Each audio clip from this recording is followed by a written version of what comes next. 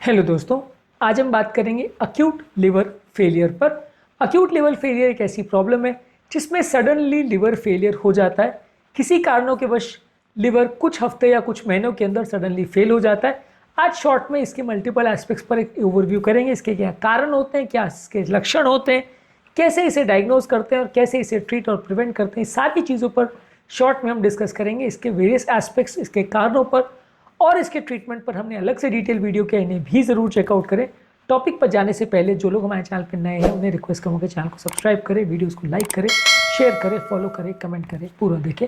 Topic बहुत ही important है हर उस व्यक्ति के लिए जिसको लिवर का प्रॉब्लम है या जिसके परिवार में किसी को लिवर का प्रॉब्लम है या होने का अंदेशा है, इसलिए वीडियो को एंड तक देखेगा।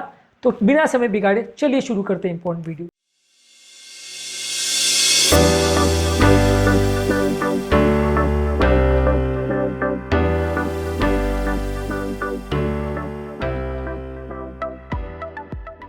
सबसे पहला इसके कारण क्या है। अगर किसी व्यक्ति को ऐसी कोई दवा दी जाती है जो लिवर को सडनली डैमेज कर सकती है, जैसे हाई डोज पैरासीटामोल अगर किसी को दिया जाए एस्टामिनोफेन, तो इसके साइड इफेक्ट से हो सकता है। कुछ एंटीबायोटिक्स, कुछ एपिलेप्सी के लिए दी जाने वाली दवा या कुछ हर्बल सप्लीमेंट्स, ऐसा माना जाता है कि वो लिवर को डैमेज कर सकती है। ये सप्लीमेंट्स की वजह से भी लिवर फेलियर हो सकता है। कुछ वायरस इन्फेक्शन में, खासकर हेपेटाइटिस ए और हेपेटाइटिस ई वायरस के इन्फेक्शन में हो सकता है।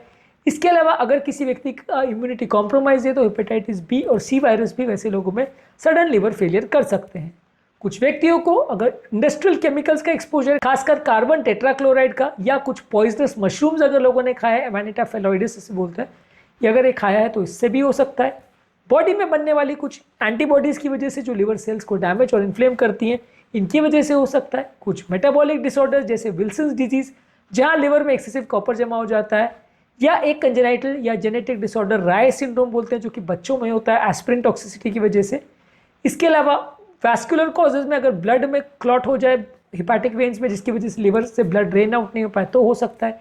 इसके अलावा बॉडी में अगर सडन सीवियर सेप्सिस या इन्फेक्शन हो जाए, ब्लड प्रेशर बहुत लो हो जाए, या लिवर में सडनली ऑक्सीजन सैचुरेशन कम हो जाए, तो ये ऐसे कारण है जिसकी वजह से सडन लिवर फेलियर हो सकता है। लक्षण क्या है? सडन लिवर फेलियर के लक्षण वही होंगे जो सडन जॉन्डिस के जैसे होते हैं। इसमें व्यक्ति को जॉन्डिस होगा, आंखें और स्किन पीली हो जाएगी, एन्केफेलोपैथी होगा यानी टॉक्सिन्स ब्रेन में चले जाएंगे तो व्यक्ति अनकॉन्शियस हो सकता है, कोमा में जा सकता है। कोआगुलोपैथी होगा यानी ब्लड में ब्लीडिंग के चांसेस होंगे बिना चोट लगे, या कई बार चोट लगने के बाद ज़्यादा ब्लीडिंग होगी। इसके अलावा बहुत ज़्यादा कमजोरी, सुस्ती होगी, भूख नहीं लगेगी, उल्टी होगी, उल्टी जैसा लगेगा, पेट दर्द होगा, पेट फूल जाएगा, यूरिन का कलर डार्क होगा, और इसके अलावा मोशन का कलर मट्टी जैसा या क्ले जैसा हो सकता है। इसको हम डायग्नोज कैसे करते हैं?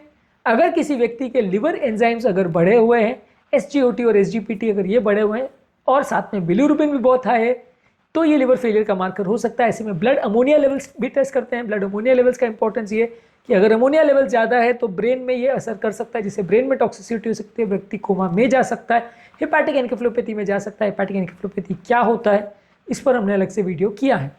इसके अलावा प्रोथ्रोम्बिन टाइम, जो कि ब्लड का क्लॉटिंग फैक्टर्स को असेस करता है, इसमें प्रॉब्लम आ सकती है। ब्लीडिंग पेशेंट को ज़्यादा हो सकती है चोट लगने के बाद, या बिना चोट लगे भी ज़्यादा ब्लीडिंग हो सकती है। पेट का आप अल्ट्रासाउंड, CT स्कैन या MRI करके देख सकते हैं कि लिवर में कोई सूजन या कोई प्रॉब्लम तो नहीं है। लिवर का टुकड़ा निकाल के लिवर बायोप्सी करके भी आप देख सकते हैं कि पेशेंट को लिवर फेलियर तो नहीं है। इसके अलावा कुछ एडिशनल टेस्ट में आप वायरल हेपेटाइटिस के लिए एंटीबॉडी पैनल कर सकते हैं, बॉडी में कुछ एंटीजेंस या ऑटो एंटीबॉडी बन रही है उसके लिए एनालिसिस कर सकते हैं, और मेटाबॉलिक और जेनेटिक फैक्टर्स के लिए एनालिसिस कर सकते हैं। तो ये बेसिकली वो टेस्ट है जिसके माध्यम से आप अक्यूट लिवर फेलियर को डायग्नोसिस कर सकते हैं। इसके अलावा आप इसको ट्रीटमेंट करने के लिए पेशेंट को इसमें हॉस्पिटलाइज करते हैं, ज़्यादातर ICU में। जो प्रॉब्लम्स या जो सिम्टम्स है उसको मैनेज किया जाता है। इसके अलावा जो कारण है जिसकी वजह से प्रॉब्लम हो रही है, चाहे वो दवा की वजह से, एंटीबॉडी की वजह से, वायरस की वजह से, या इम्यून रिएक्शन की वजह से हो रहा है, उसे मैनेज किया जाता है। कोई टॉक्सिन अगर है तो उसे हटाया जाता है। पेशेंट को सपोर्टिव केयर दिया जाता है ताकि पेशेंट की कंडीशन बिगड़े नहीं। अगर वो पेशेंट ऑलरेडी एन्केफेलोपैथी में चला गया है तो उसको मैनेज किया जाता है। इन्फेक्शन अगर हो जाता है तो उसे मैनेज किया जाता है। ब्लीडिंग अगर हो रही है तो ब्लड चढ़ाया जाता है। और अगर बहुत ज़्यादा कुछ ऐसे प्रॉब्लम्स हो रहे हैं तो प्लाज्मा फेरेसिस कर सकते हैं बॉडी में एक्स्ट्रा एंटीबॉडीज़ को हटाने के लिए।